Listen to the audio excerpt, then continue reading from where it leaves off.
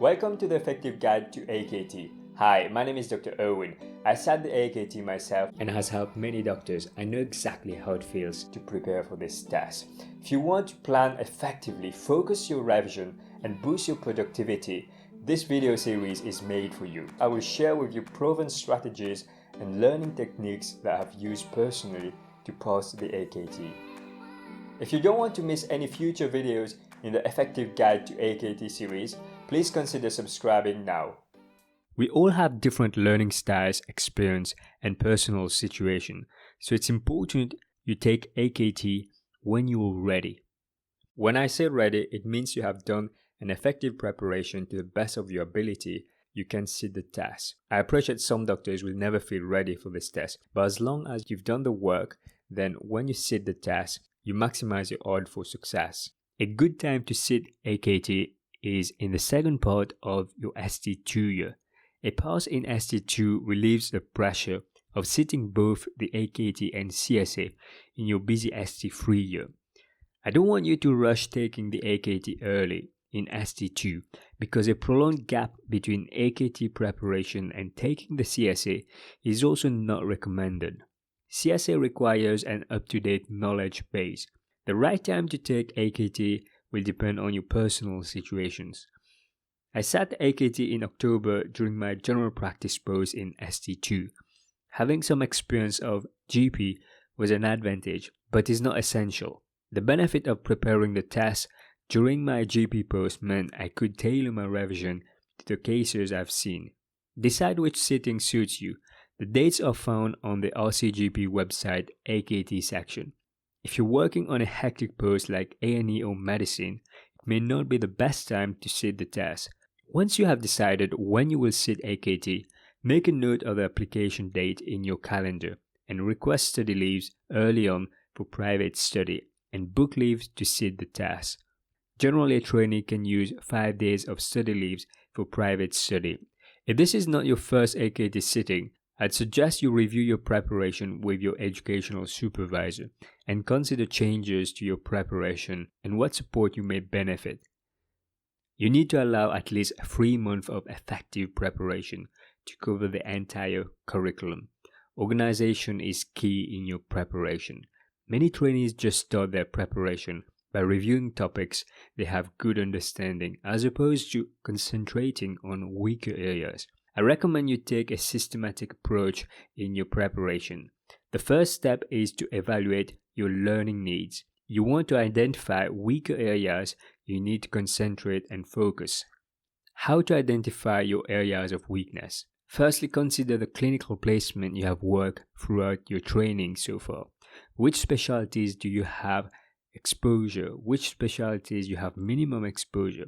Have you had a rotation in ENT, dermatology, ophthalmology, or pediatric? So identify the placement that you've had so far in your journey and which specialties where you think that you don't have enough exposure. Secondly, how much data interpretation and statistics teaching did you have throughout medical school? And how confident are you with NHS primary care administration and governance issues? Thirdly, read throughout the RCGP curriculum and identify the topics you need to prioritize. Take a mock assessment on the RCGP self-test, or you can use one of the commercial question banks such as Past Medicine at the beginning of your preparation. I've created a step-by-step guide PDF for you to download at the end of this video. The money is in planning. Plan activities you will cover each week based on your learning needs mapped from the RCGP AKT curriculum. An effective way to organize how you revise is to make a specific weekly timetable so you know what activities you're doing each day of the week. Use your time efficiently. Planning ahead which activities and which topics you will cover will give you an edge. It's so important that you have a schedule because you don't want to think about what you're going to study on that day. Carve blocks of deep work in the morning, afternoon, and in the evening. Take advantage of the Pomodoro Technique. This is a method where you set a timer for 25 minutes and complete the task during that time. If you feel you're in the zone, carry on with your task and get deep work. I find 25 minutes rather short, so I extend it to about 15 minutes of deep work. You can actually increase it to 1 hour if you feel you can work for 1 hour.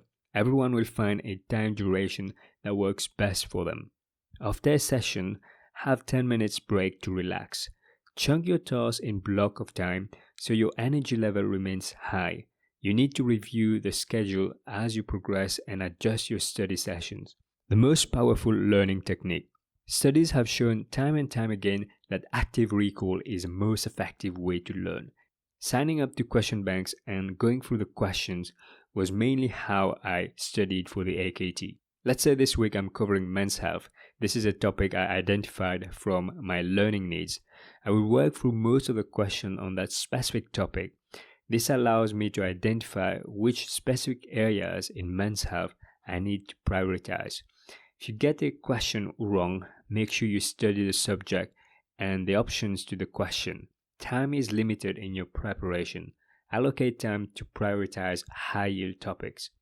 The RCGP produces specific feedback after every sitting of the AKT about areas that candidates found difficult and question formats that will appear in future exams.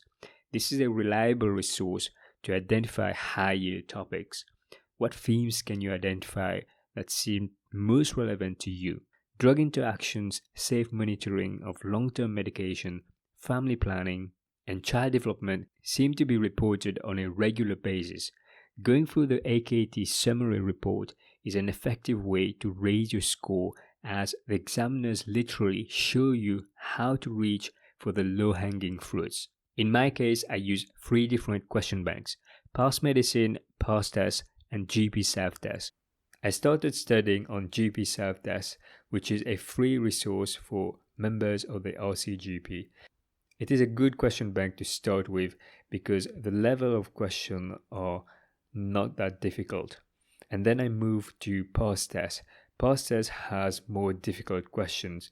The questions are also more lengthy on past test. The other advantage with past test is they have an application you can use on mobile, so you can download the questions and practice in your own time. After working through the questions on past test, I move on to past medicine.